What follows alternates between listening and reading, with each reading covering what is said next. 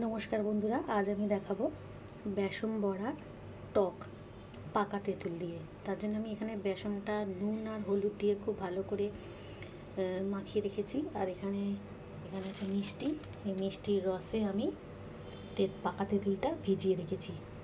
আমি মিষ্টির রস দিয়েই এটা বানাবো। আপনারা চাইলে এটা চিনি দিয়েও বানাতে পারেন, তবে রস দিয়ে বানালে খেতে আরও ভালো হয়। কড়ার মধ্যে আমি সাদা তেল দিয়েছি, আপনারা সরষে তেলও দিতে পারেন। আমি এখানে বেসনের বড়াগুলো ভেজে নেব।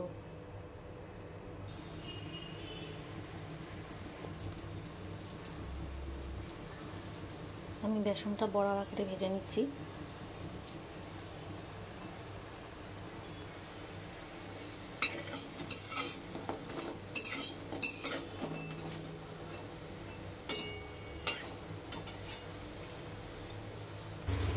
এবার আমি এখানে একটু কাঁচা লঙ্কা দিয়েছি, বড়াগুলো দিয়ে দিলাম।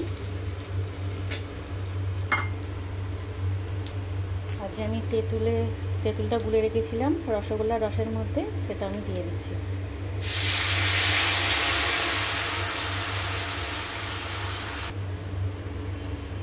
নুন দিয়ে দিলাম।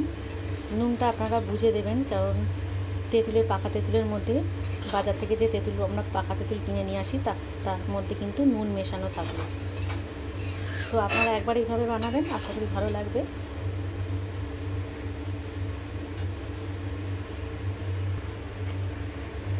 তো আজকের মতো ভিডিওটা এই পর্যন্ত রাখলাম, আবার ফিরে আসবো অন্য ভিডিও নিয়ে।